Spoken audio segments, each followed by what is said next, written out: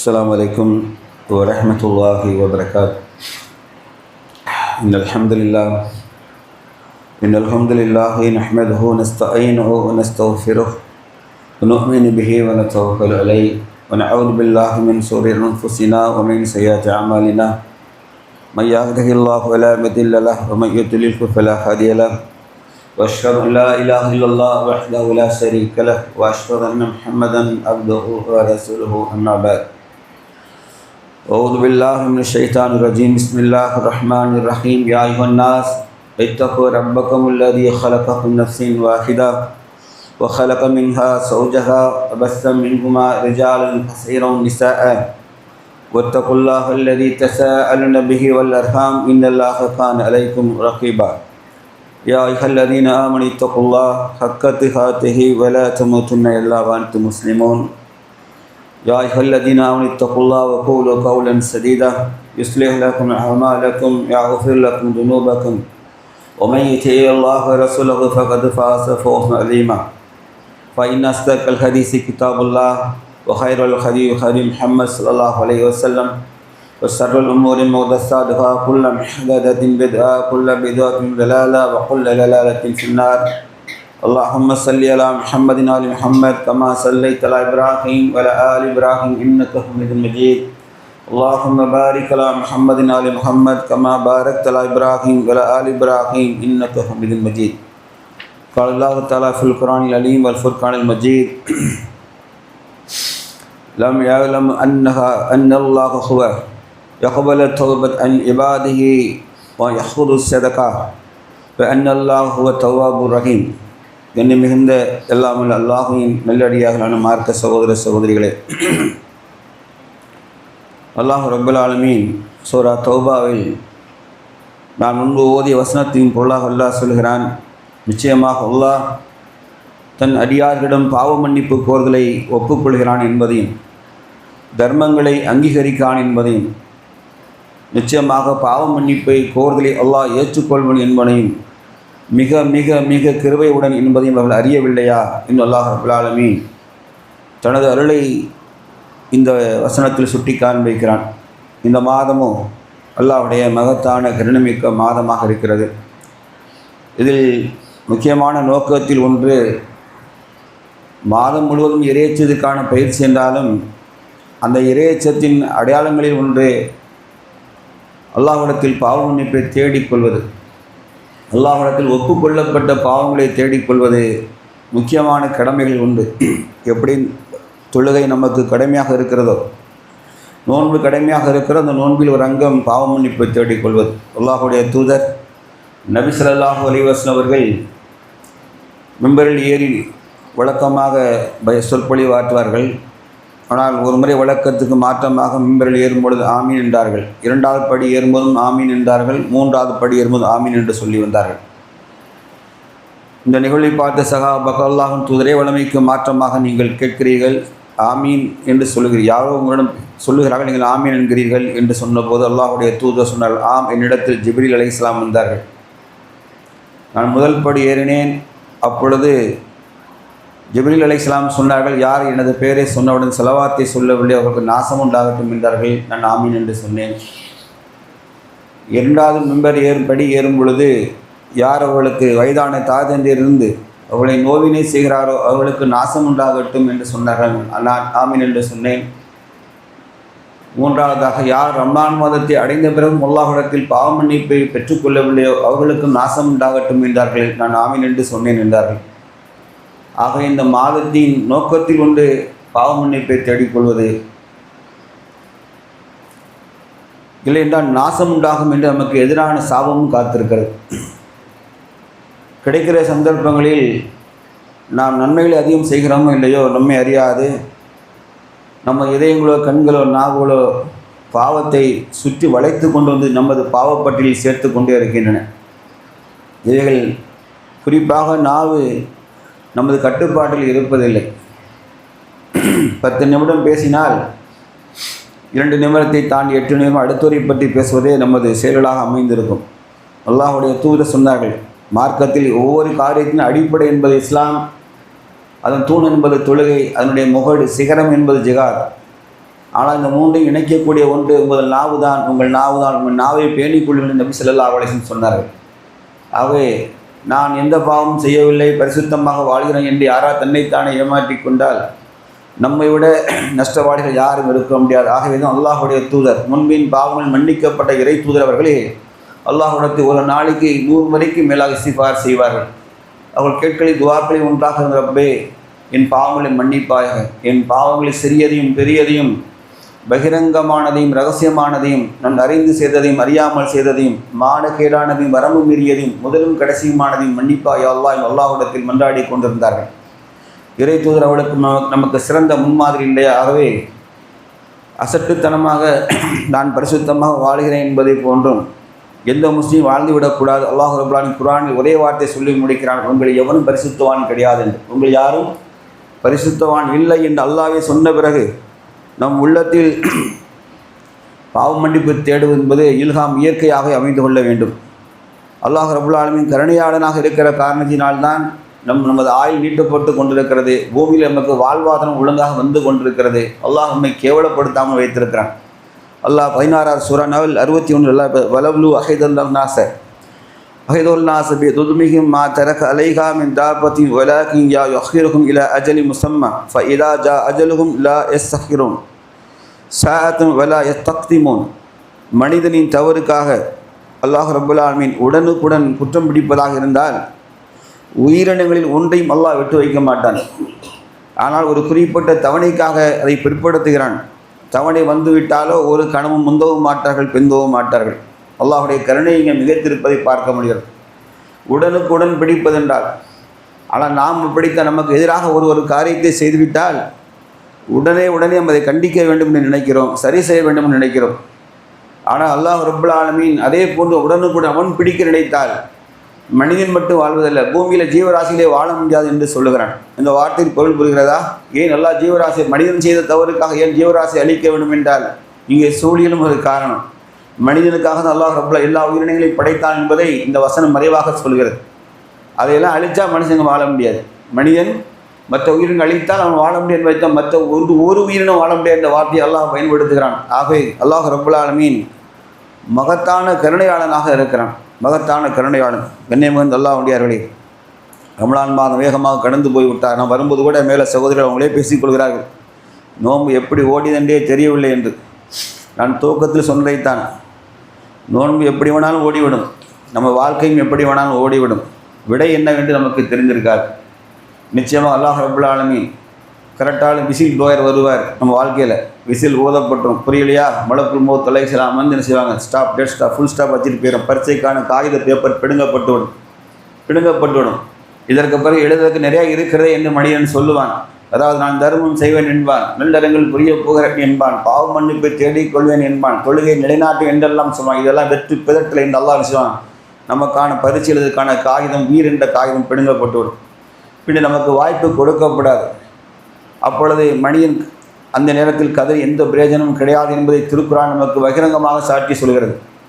இதை கவனத்தில் கொண்ட மக்கள் எல்லா நிலைகளிலும் அல்லாஹ்விடத்தில் மனம் உருகி, இறைவா உன் அருளை விட்டு தூர அப்புறப்படுத்தி விடாதே, உன் கருணையை விட்டு தூர அப்புறப்படுத்தி விடாதே, நித்திய ஜீவனே, மரணிக்காதிருப்பவனே, என்னை பராமரித்து கொண்டே இருப்பவனே, கண் சிமிட்டும் நேரம் கூட எந்த ஒரு காரியத்தையும் என்னை எனக்கு பொறுப்பாளன் ஆக்கி கொள்ளாதே. தன்னைத்தானே பொறுப்பாக்கி கொண்டவன் பலகீனம், பாவம், அவமானம், தவறு, இந்த 4 தவிர யாதொன்றையும் அடைந்து கொள்ள மாட்டான். உன் அருளை விட்டு என்னை தூரமாகி கிடதே அல்லாஹ், உன் அருளை விட்டு தூரமாக ஆக்கி விடாது என்று அல்லாஹ்விடத்தில் நீங்கள் சுஜூதிலே, நானும் நீங்களும் சுஜூதிலே அதிகமாக பேச வேண்டும். அல்லாஹ்வுடைய கருணை தான் தெரிகிறது. அல்லாஹ் தெளிவாக உயிரினத்தை அழிச்சிடுவான் பார்த்துக்கணும் என்று அல்லாஹ் மிரட்டலாக பேசுகிறான். அழிச்சிடுவான், ஒழுங்காக இருந்துக்கிடுங்க, உனக்கான தவணை கொடுப்பதெல்லாம் உனக்கு சந்தர்ப்பம்தான் என்று நீ தெரிந்து கொள்வதற்காகத்தான். இதை இறைநம்பி குர்ஆனை வேதமாக நம்பிக்கை கொண்ட மக்கள் வறுமை நாளை நன்மை தீமைகளை நம்பிக்கை இடைப்படப்படும் நம்பிக்கை கொள்ளக்கூடிய மக்கள் இதில் கவனமாக இருந்து நம் பாவ மன்னிப்பை தேடிக்கொள்ள வேண்டும். நாட்கள் வேகமாக கடந்து போகிறது என்றால் அது அல்லாஹ்வின் விதிப்படி காலச்சக்கரம் சுழல்கிறது. நமக்கு விதிக்கப்பட்ட மரணத்தை நோக்கி நாம் நகர்ந்து போய் கொண்டிருக்கிறோம். ஆனால் நாம் செய்த எத்தனையோ நல்ல காரியங்கள் உண்டு. அல்லாஹ்வே நான் ஓதிய வசனத்தில் சொன்னான், உமது இறைவன் உங்களது பாவ மன்னிப்பையும் உங்கள் சதக்கா தர்மத்தையும் ஏற்றுக்கொள்வனாக இருக்கிறான்கிறான்.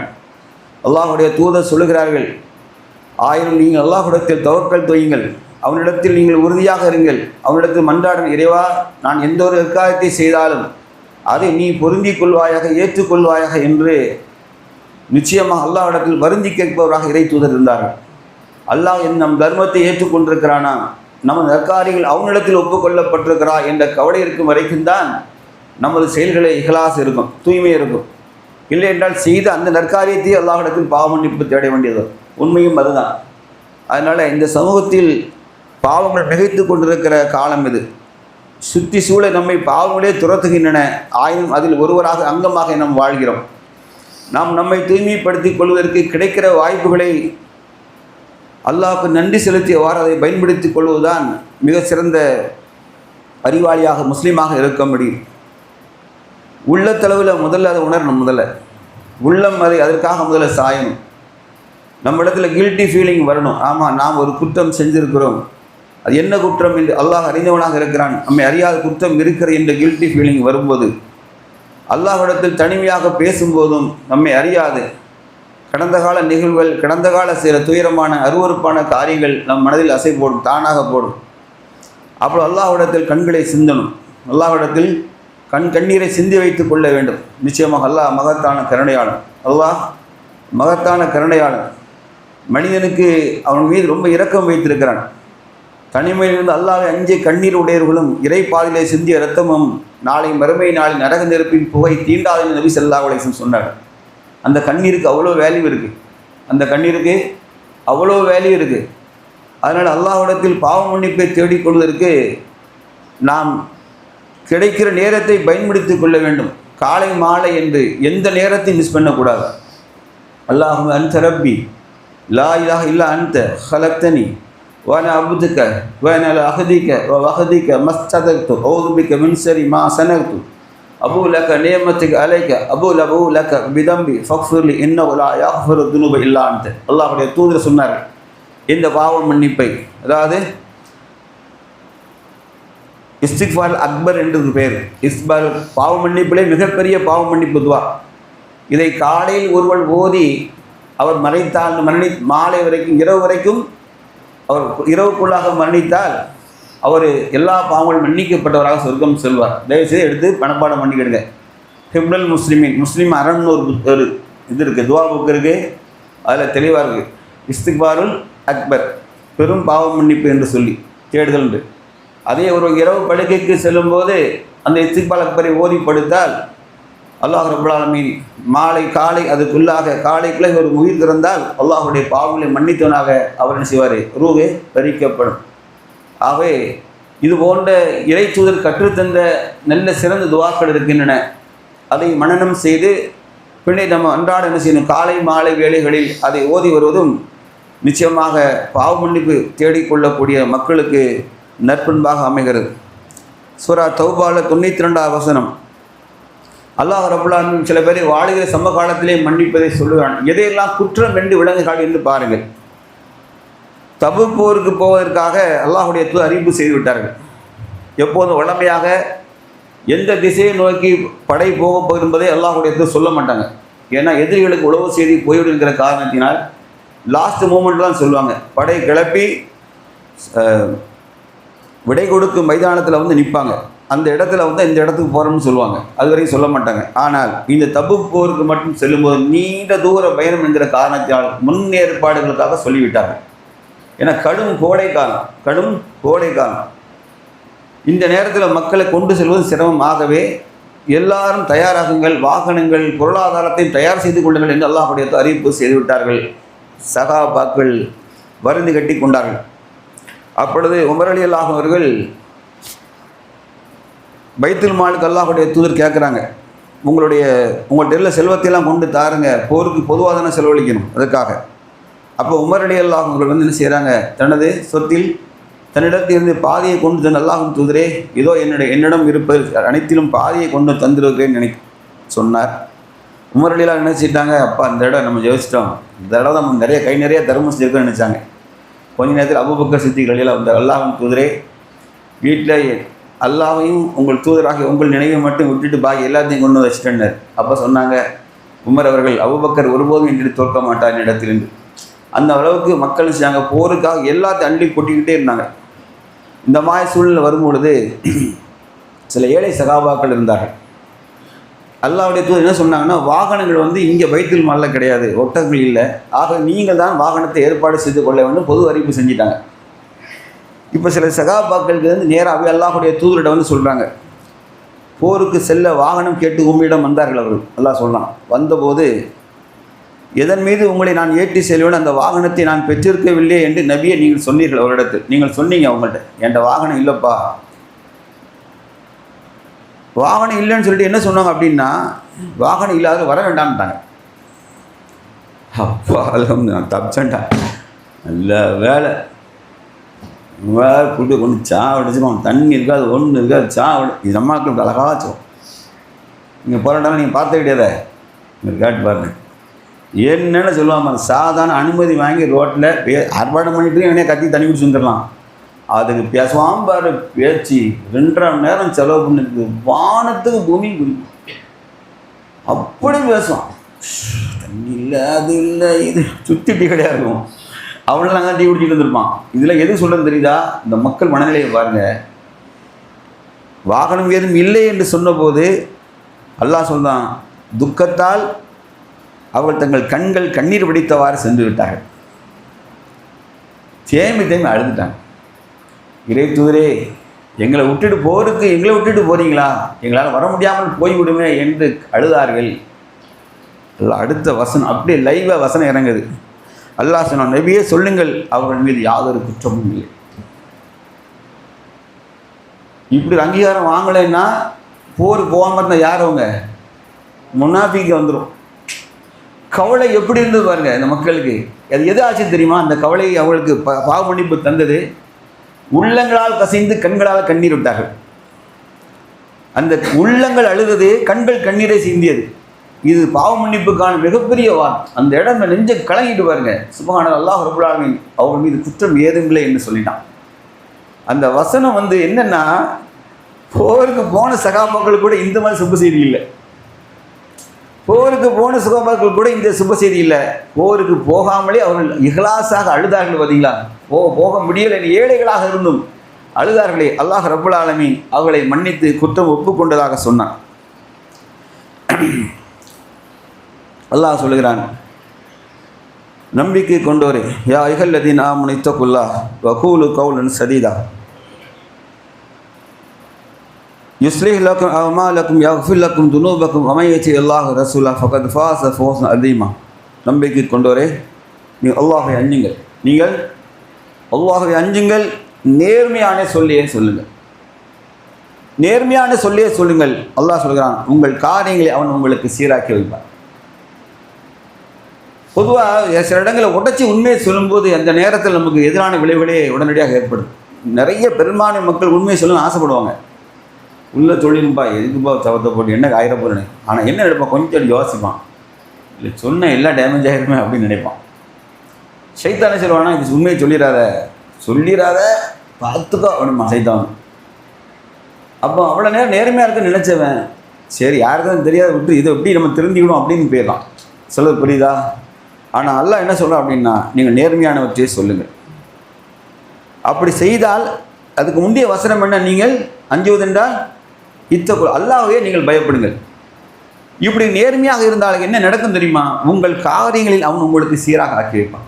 நம்ம வாழ்க்கையில் சில காரியங்கள், நற்காரியங்களோ எந்த காரியம் முயற்சி எடுக்கோம்ல, அந்த முயற்சி வந்து ஃப்ரீ ஃப்ளோவாக போகணும் அப்படின்னா, தடங்கள் இல்லாமல் போகணும்னு நினச்சா அல்லாஹ் சொல்ல ஒரே ரூட் என்ன தெரியுமா? நீங்கள் நேர்மையாக நடந்து கொள்ளுங்கள்.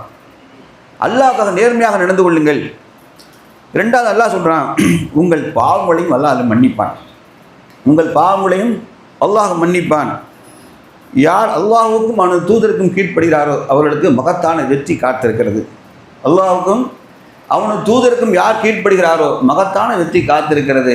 இவையெல்லாம் இந்த மாதம் பாவ மன்னிப்பு தேடிக்கொள்ள வேண்டும் என்று நினைக்கிறார்களோ பாவ மன்னிப்புக்கான வழிகாட்டுகள்.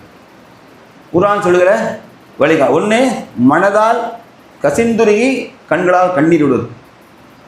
இங்கே அல்லாஹ் சொல்லுதான், நீங்கள் நேர்மையானதே சொல்லுங்கள். வாழ்க்கையில் நேர்மையான என்ன வேணால் இழப்பு வரட்டும் நினைங்க, ஆனால் இழப்பு இல்லை.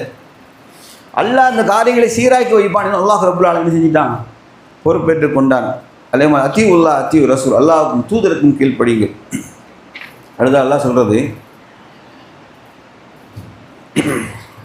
வஅகீமு ஸலாத்த தரஃபன் நஹாரி வஸுலபன் மினல் லைலி இன்னல் ஹஸனாத்து யுத்ஹிபன ஷையாத்தி தாலிக திக்ரா லிதாக்கிரின். பகலின் இரு முனைகளிலும் இரவின் சில பகுதிகளிலும் நீர் தொழுகையை நிலைநாட்டுவீராக. நீங்கள் தொழுகையை நிலைநாட்டுவீராக. நிச்சயமாக நன்மைகள் தீமைகளை போக்கிவிடும் என்று அல்லாஹ் ரப்பல் ஆலமீன் சொல்கிறார். பகலின் இரு ஓரங்களிலும் இரவின் இரு முனைகளிலும் நீங்கள் என்ன செய்யுங்கள்? தொழுகை அகீமுஸ் ஸலா, தொழுகை நிலைநாட்டுங்கள். நீ தொழுகை நிலைநாட்டுங்கள். அவ்வாறு செய்தால் அல்லாஹ் ரப்பல் ஆலமீன் நிச்சயமாக தீமைகளை நன்மைகள் போக்கி விடுகின்றன என்று சொல்கிறான். தொழுகை அவ்வளோ பெரிய நன்மைங்கிறான். தொழுகை அவ்வளோ பெரிய நன்மை. இதில் பேணுதலாக இருங்கள். நன்மைகள் தீமைகளை அழித்து விடுகின்றன. இதை வாலிப பையங்களுக்காண்டி சொல்கிறேன். இதில் ஹதீஸ் விளக்கணும் தெரியுமா? ஒரு மனிதர் ஒரு பெண்ணை முத்தமிட்டார். ஆனால் அவருக்கு கில்ட்டி ஃபீலிங் வந்துச்சு. இது எப்படி அல்லாஹ் வெளிப்படுத்திடுவான்? எப்படி பயந்தாங்க பார்க்கணும்? எப்படியும் அல்லாஹ் முந்தி வெளிப்படுத்திட்டா கேவலப்படணும். நேராக நபி ஸல்லல்லாஹு அலைஹி வஸல்லம் உண்மையை சொல்லிடும். நேராக ஒரு தொழுகையோட அசருடைய தொழுகை வேலை வந்து நிற்கிற மஸ்ஜித் நபவியில் நபி ஸல்லல்லாஹு அலைஹி வஸல்லம் சஹாபாக்கள் நிற்கிறாங்க. நேராக போயிட்டார். அல்லாஹ்வின் தூதரே, நான் இது மாதிரி ஒரு பெண்ணை நான் மித்தமிட்டுட்டேன், அல்லாஹ் என்னை மன்னிப்பானான்னு கேட்குறாங்க. உடனே நபி ஸல்லல்லாஹு அலைஹி வஸல்லம் சொல்லிகிட்டு இருக்கும்போதே இகாமத் சொல்லப்பட்டாச்சு. தொழுகைக்கான இகாமத் சொல்லப்பட்டாச்சு. தொழுகை தக்பீர் கட்டிட்டாங்க. தொழுகை முடிந்தவுடன் நபி ஸல்லல்லாஹு அலைஹி வஸல்லம் கேட்டாங்க, என்னிடத்தில் இது போன்று கேட்ட அந்த இளைஞர் எங்கே, அந்த மனிதர் எங்கே அப்படின்னு கேட்டாங்க. அவர் நடுக்கத்தோடய கையை தூக்குற. ஏன்னா வகி இறங்கிடும். சில நேரங்களில் வகி இறங்கிட்டுனா என்ன தண்டனை என்று அவருக்கு தெரியாது. அந்த பயத்துடைய நடுக்கத்தோடனே கேட்குற, யார சொல்லா நான் தான் என்று தயக்கத்தோடு நிற்கிறார் அவர். அப்போ அந்த வசனத்தை அல்லாஹ்வுடைய ஓதி காமிட்டார். வகீமுஸ் ஸலாத்த தரபன் நஹாரி வஸுலபன் மினல் லைலி இன்னல் ஹஸனாத்தி யுத்ஹிபன ஷையாத்தி தாலிக திக்ரா லிதாக்கிரின். பகலின் இரு ஓரங்களிலும் இரவின் சில நேரங்களில் நீங்கள் தொழுகை இரவின் சில பகுதிகளிலும் தொழுகை நிலைநாட்டுவீராக. நிச்சயமாக நன்மைகள் தீமைகளை போக்கிவிடும் என்று இந்த வசனத்தை ஓதி எங்களோடு ஜமாத்தோடு தொழுதிகளா என்று கேட்டார். அசர் எங்களோட தொழுதிங்களா ஜமாத்தோடு கேட்டார். ஆம் யா ரசூலுல்லாஹ், உங்கள் பாவங்கள் மன்னிக்கப்படும் என்று நபி ஸல்லல்லாஹு அலைஹி வஸல்லம் சொன்னார். சிறு பாவங்களுக்கு இந்த தொழுகை எவ்வளோ முக்கியம் நீங்கள் பார்க்கணும். ரொம்ப முக்கியம். இதை இஸ்லாம் மட்டும்தான் தைரியமாக சொல்லும். என் இறைவன் நாடினால் மன்னிப்பான் என்பதற்கு பொருள் நல்லா புரியுதா உங்களுக்கு? ரப்பு நாடினா இதை இதுக்கு நீங்கள் வேணால் ஹதீஸ் புக் எடுத்து பார்த்துக்கலாம், விளக்கம் பார்த்துக்கலாம். இந்த வசனம் எதுக்கு இறங்கின்னு பாருங்கள். முதல்ல 11:114. அப்படி என்றால் வாழ்க்கையில் தொழுகை என்பது அவனுக்கு தொழுகை என்ற இபாதத்தை இயல்பாகவே அவன் பாவங்களை கழுவக்கூடியதாக இருக்கிறது. பொதுவாக நபி ஸல்லல்லாஹு எந்த நபிமார்களும் சரியே அவங்க அல்லாஹ்விடத்தில் எந்த ஒரு காரியத்தை செய்வதற்கு முன்பாக ஃபஸ்ட்டு கேட்டது பாவம் மன்னிப்புலாம். இறைவா என்னை மன்னிப்பாய் கேட்டாங்கல்ல அய்யூப் அலைஹிஸ்ஸலாம், ரப்பிக் ஃபிர் ரப்பே என்னை மன்னிப்பாய், வர்ஹம் ரஹ்மத் என் மீது பொழி, வன்த ஹைருல் ராஹிமி நீ கருணை செய்வதெல்லாம் மகத்தான கருணையாளனாக இருக்கிறாய். அய்யூப் அலைஹிஸ்ஸலாம் அல்லாஹ்ட்ட கேட்கும் முதல்ல பாவம் மன்னிப்பு தின்னாங்க. யூனுஸ் நபி அலைஹிஸ்ஸலாம் அல்லாஹ்ட்ட என்ன கேட்டாங்க? மாட்டிக்கிட்டார் சிக்கலில். மீன் வேட்டில் சிக்கிய போது அவங்க கேட்டது என்ன? மிகப்பெரிய பாவம் மன்னிப்பு. லா இலாஹ இல்லா அன்த சுப்ஹானக இன்னி குன்து மினல் ஸாலிமீன். எப்படின்னா அல்லாஹ் சொல்கிறான், அவர் என்னை அடையும் உபாயத்தை கற்றுக்கொண்டார். அவர் தெரிஞ்சுக்கிட்டார், ரப்பிட்ட நம்ம குற்றவாளி ஆகிட்டோம், ஆகவே அல்லாஹ் என்னை பனிஷ் பண்ணியிருக்கான் என்று விளங்கினார். ஆகவே மீன் வேட்டில் இருந்து கொண்டே அவர் என்ன செய்கிறாரு? அல்லாஹ்ட்ட பாவம் மன்னிப்பு தேடினார். ஜிப்ரீல் அலைஹிஸ்ஸலாம் அல்லாஹ்ட்ட கேட்குற, ரப்பே கடலுக்குள்ளே ஒரு சத்தம் வந்துக்கிட்டே இருக்குது, கடலுக்கு அடியில் ஏதோ சப்தம் ஓசை வந்து கொண்டே இருக்கிறது, யார் என்று கேட்டார். அல்லாஹ் ரப்பல் ஆலமீன் சொன்னான், எனது அடியார் யூனுஸ் மீன் வயிற்றில் சிக்கியிருக்கிறார், அவர் என்னை அடையும் உபாயத்தை கற்றுக்கொண்டார். அவர் தான் சொன்னார், லா இலாஹ இல்லா அன்த வணக்கத்துறை உன்னைத்தவர் யாருன்னு சுப்ஹானக நீ தூயவன், இன்னி குன்து மினல் ஸாலிமீன் எனக்கு நானே அநியாயம் செய்து கொண்டேன் என்று சொன்னார். இப்படி வாழ்க்கையில் நமக்கு பல தருணங்களில் கஷ்டங்களால் நம்ம உருளும் போது எவ்வளோ பல்ட்டி அடித்து பார்த்தோம், நம்முடைய செல்வம் பலிக்கலை, நம்ம செல்வாக்கு பலிக்கலை, அதிகாரம் பலிக்கலைன்னு போது இந்த செல்வத்தை தருவன் அதிகாரத்தை தருவன் ஆனால் பலகீனத்தில் அழுதால் உடனடியாக பதிலளிக்க ரப்புல் ஆலமீன் நினைவு கூர்ந்து பாவ மன்னிப்பு தேடினாள். இந்த லா இலாஹ இல்லா அன்த சுப்ஹானக இன்னி குன்து மினல் ஸாலிமீன் மிகப்பெரிய திக்ர். கஷ்டத்தில் ஆழ்ந்திருப்பவன் துன்பத்து பிரசவத்துக்கெல்லாம் போகிறாங்கல்ல பிள்ளைகள், பெண் பிள்ளைகள், அவங்களாம் என்ன செய்யணும், இதை மாதிரி இந்த லா இலாஹ இல்லா அன்த சுப்ஹானக இன்னி குன்து இந்த பாவ மன்னிப்பு என்ன செய்யணும், கட்டாயம் கேட்கணும். வாழ்க்கையில் கஷ்டங்களை சிக்கிஇருக்கக்கூடிய சகோதரர்கள் சகோதரிகள் அல்லாஹ்வை மனம் பெருகி என்ன செய்யணும், தொழுதுட்டு அல்லாஹ்ட்ட பொறுமையாக இந்த திக்ர்களை ஓதும். மனம் முருகி ஓதி பாருங்கள். உங்கள் கஷ்டங்களை நீக்கிறதுக்கு நமது கஷ்டங்களை நீக்கும் அல்லாஹ் போதுமானவர். அல்லாஹ் போதுமான நிச்சயமாக அல்லாஹ் செய்வான். அல்லாஹ் முதல்ல சொன்ன வசனம் என்ன, அல்லாஹ் நிச்சயமாக உங்கள் பாவங்களை மன்னிப்பவனாக ஏற்றுக்கொள்வனாக இருக்கிறான். அடுத்து அதே வசனம் என்ன சொல்லுச்சு, நீங்கள் தர்மம் செய்யுங்கள், நீங்கள் உங்கள் தர்மங்களையும் அல்லாஹ் ஏற்றுக்கொள்வனாக இருக்கிறான்.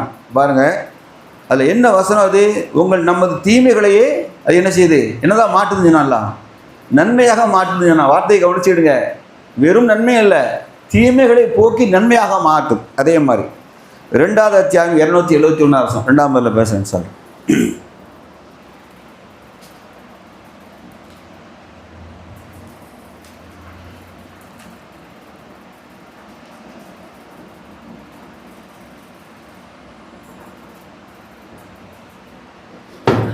அல்ஹம்துலில்லாஹ் நஹ்மதுஹு ஸல்லல்லாஹு அலைஹி வஸல்லம் கரீம் அம்மா பஅத். வயின் துப்து சதகாத்தி ஃபனியமாக வயின் துஃபூஹா வதுதுஹா புக்ராஅ வஹுவ கைருன் லக்கும் வயகப்பிரு அன்கும் மின் ஸய்யாத்தின் வல்லாஹு பிமா தஅமலூன ஹபீர். தான தர்மங்களை வெளிப்படையாக செய்தாலும் அல்லது எனினும் அதை மறைத்து ஏழைகளுக்கு வழங்கினாலும் அது உங்களுக்கு நல்லது. ரெண்டுமே சொல்கிறாங்களா, ஒன்று நீங்கள் வெளிப்படையாகவும் செய்யலாம் நல்லதே, எனினும் மறைத்து ஏழைகளுக்கு வழங்கினால் அதுவும் உங்களுக்கு இன்னும் நல்லது. அவன் உங்கள் தீமைகளை அழித்து விடுவான், உங்கள் தீமைகளை அல்லாஹ் அழித்து விடுவான். நீங்கள் செய்வதை அல்லாஹ் நன்கு அறிந்தவனாக இருக்கிறான். தீமையை அல்லாஹ் காலி பண்ணிடுவாங்க. தீமையை உங்களுக்கு காலி பண்ணிடுது எது என்றால் ரகசியமான பகிரங்கமான தர்மம். ரெண்டையுமே எந்த தர்மம் வேணாமல் இருக்கலாம், அதில் என்ன இருக்கக்கூடாது அப்படின்னா தற்புகழ்ச்சி மட்டும் இருக்கக்கூடாது. இவர் பெரிய தர்மசாலி என்ற பெயர் வரக்கூடாது. அல்லாஹ்வுக்காக செய்வதை பகிரங்கமாக. ஏன்னா கஞ்சர்கள் இருக்கிற ரசூல் சொன்னாங்க, கஞ்சன் இருக்காங்க, கஞ்ச பேர்கள், அவனு வாழக்கூடிய பகிர நீங்கள் தர்மத்தை பகிரங்கமாக செய்யணும் அப்படின்னா. ஏன்னா அவன் கஞ்சன் இதயத்தை உடைக்கிறதுக்காக. என்னப்பா அது, நம்ம எவ்வளோ வசதி வாய்ப்பு, இந்த பயிர் 10 பைசா வருமானம் கிடையாது, இவனு அள்ளி கொடுத்துட்டு கிடக்கான் அப்படின்னு கஞ்ச பேரோட உள்ளத்தை உடைக்கிறதுக்காக பகிரங்கமாக செய்யுங்கள். அதே போல் வலதுகரம் கொடுப்பதை இடதுகரம் அறியாமலும் தர்மம் செய்யுங்கள், அது இன்னும் உங்களுக்கு நல்லது. ரெண்டையுமே என்ன செய்து இஸ்லாம் வலியுறுத்தது, தடை ஒன்றும் இல்லை. ஒன்று மனசு சுத்தமாக அல்லாஹ்வுக்காக தான். அந்த நோக்கம் அல்லாஹ்வுக்காக இருந்தால் அல்லாஹ் மன்னிப்பார். அல்லாஹ் சொல்கிறான், தும்ம இன்ன ரப்பக அல்லதீன அமில ஸூஅ ஜஹாலத்தின் தும்ம தாப மின் பஅதி தாலிக வ அஸ்லஹு இன்ன ரப்பக மின் பஅதிஹா லகஃபூருர் ரஹீம். நிச்சயமாக உமது இறைவன் எவர்கள் அறியாமையினால் தீமைகள் செய்து அதன் பின்னர் பாவ மன்னிப்பு கோரி பின்னர் தங்களை சீர்திருத்தி கொள்கிறார்களோ, பாவ மன்னிப்பு கோரிட்டு அதுக்கப்புறம் என்ன செய்யலை, அந்த பாவத்தின் பக்கம் செல்லாதிருந்தாரோ அவர்களை மன்னிப்பதற்காகவே உங்கள் ரப்பு இருக்கிறான். அல்லாஹ் எதுக்கு இருக்கானா, அவர்களை மன்னிப்பதற்காகவே உங்கள் ரப்பு இருக்கிறான். நிச்சயமாக இதன் பின்பு இறைவன் பிழை பொறுப்பவனும் கிருபையுடையவனுமாக இருக்கிறான். இதற்கு பின்பு வார்த்தையை புரியல உங்களுக்கு, அதற்கு பிறகு நீ தெரியாமல் தவறு செஞ்சிட்டா கூட அல்லாஹ் மன்னிப்பவனும் கிருபையுடையவனுமாக இருக்கிறான். இது அல்லாஹ்வுடைய மகத்தான கருணை. என்ன தெரியுமா, டோர் ஓப்பனாக இருக்கு, அல்லாஹ்வுடைய கருணை வாசல் திறந்திருக்கு.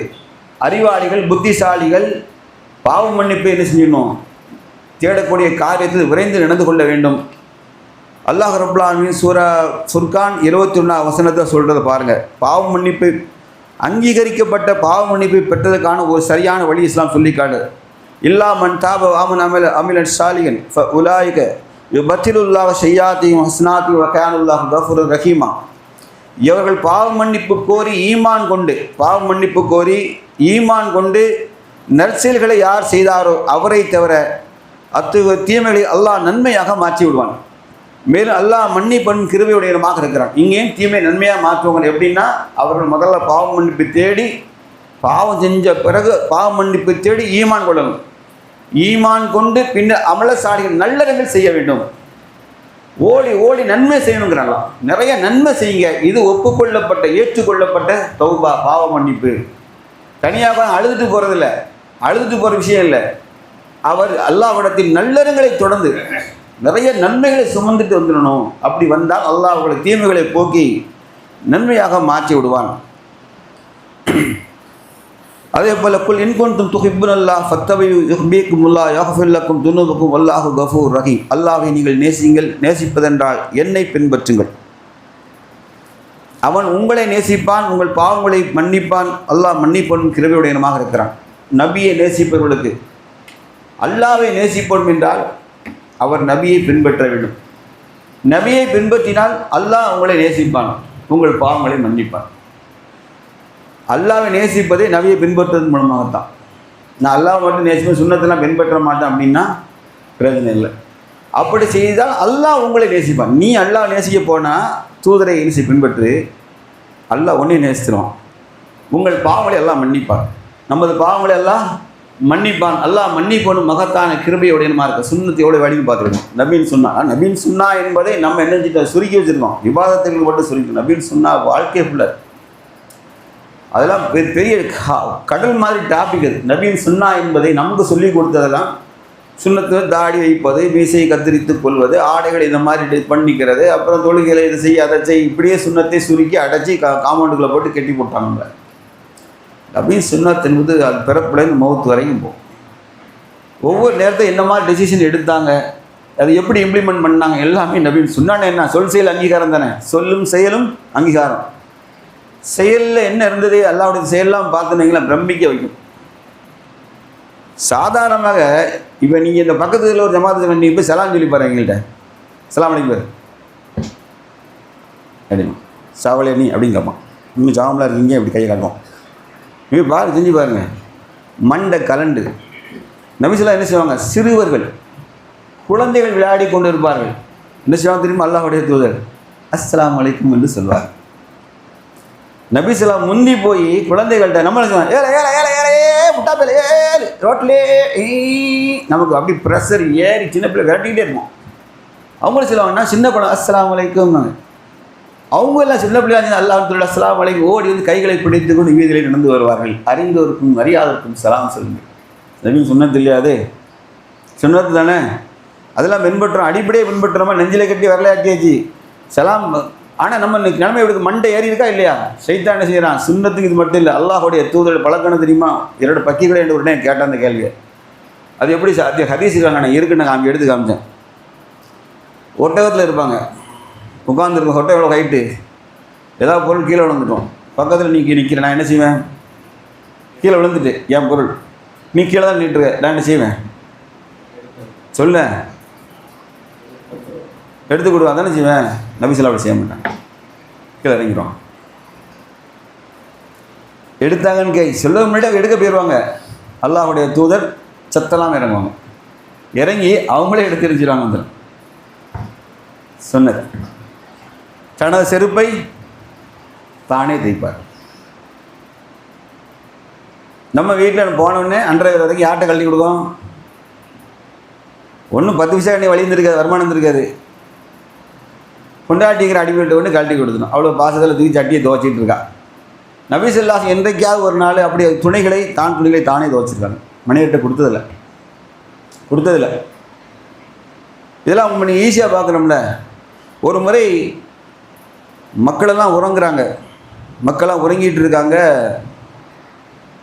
இரவு வந்து திடீர் ஒரு பிரம்மை, எதிரிகளின் படை வந்து மதீனாவுக்குள்ள சூழ்ந்து போகிற மாதிரி குதிரைகள் ஒட்டகத்தினுடைய குளம்படி ஓசை கேட்குது. மதீனாவாசிகள் டோட்டலாக எந்திரிச்சிட்டாங்க, முழிச்சு ஏதோ எதிரிகள் படை உள்ளே வருது நினச்சிட்டு அப்போ மதீனா எல்லையில் போய் பார்ப்போம்னு மக்கள்லாம் திரண்டு போகிறாங்க, தயாராகுங்கிறதுக்காண்டி. இருள் சூழ்ந்த வேலை. அந்த இருளில் இருந்து ஒரு உருவம் வருது. யார் என்றால் ஒட்டகத்தில் யார் வரா, நபி ஸல்லல்லாஹு அலைஹி வஸல்லம் வந்தாங்க. மக்களை எதற்காக வரீங்கன்னு கேட்டாங்க. இறை தூதரே, இது மாதிரி பெரிய எதிரிகளுடைய படை வருவதை போன்று ஒரு சத்தங்கள் எல்லாருக்கும் தோணுச்சு, அதான் நாங்கள் வந்தோம்னு சொன்னோம். என்ன சொன்னாங்க தெரியுமா, அது போன்று எனக்கும் தோன்றியது, ஆகவே நான் எல்லை வரைக்கும் போய் பார்த்துட்டு வந்துட்டேன், எதிரிகள் யாரும் இல்லை, நீங்கள் நிம்மதியாக தூங்குங்க.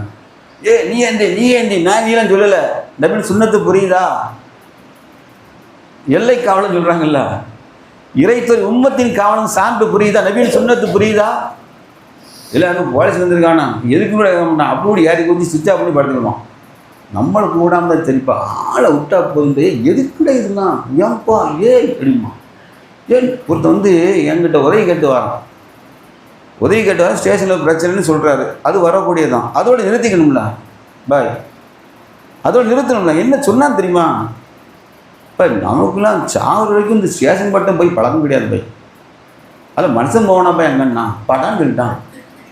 ஓ, நம்மளை வேறு மிருகமே வச்சுதான் நம்மளுக்கு தெரியுது, புரியுதா? வார்த்தைகள் பார்த்தியா, அவர் ஸ்டேஷன் வாசையை வீச்சதே கிடையாதான், அது நல்லவங்க போனா போய் எங்க. ஓ, அப்போ என்ன சொல்ல தெரியுதா, இல்லை பொறுக்கி பேல என் கூட வாங்கலாம் கூடணும்.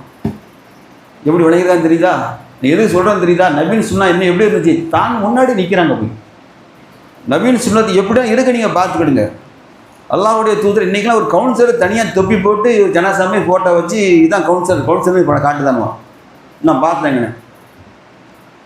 நபி ஸல்லல்லாஹு அலைஹி மஸ்ஜித் நபியில் உட்காந்துருப்பாங்க. பெரும் மக்கள் வெளிநாட்டுடைய தூதர்கள் தேடி வருவாங்க. என்ன கேட்பாங்க தெரியுமா, இல்லை உங்களில் முகமது யாருன்னு கேட்பாங்க. உங்களில் முகமது யார், நீங்கள் சொல்லுங்கள், செலவாத்தை சொல்லிக்கிடுங்க. உங்களை அவர் சொல்கிறது நான் சொல்கிறேன், நீங்கள் செலவாத்தை சொல்லு, கட்டாயம் சொல்லணும். யார் பேரேச்சும் செலவாத்தை சொல்லி அவளுக்கு நாசம்டாங்க சொல்லிடுங்க, கட்டாயம் சொல்லிடுங்க. உங்களுக்கு முகமது யாருன்னு கேட்பான். பசங்க சிரிச்சு நான் தான் அடிப்பாங்க. அவன் பேக்க மொழிப்பான். அவன் நாட்டில் சாதாரண ஒரு இத்து போன படையில் கமாண்டர் இருப்பான். அந்த ஓரத்தில் அந்த படம் இந்த படம் இருப்பான், அதில் இருப்பான். அவன் அப்படி இப்படி டாம்பியமாக ட்ரெஸ் பண்ணி அடிக்க ஜம்பளுக்கு குதிரை இறங்குவான். நபி ஸல்லல்லாஹு அலைஹி யாருக்கு அவங்க தலைவர் இருந்தார், மக்களில் ஒருவராக இருந்தார்.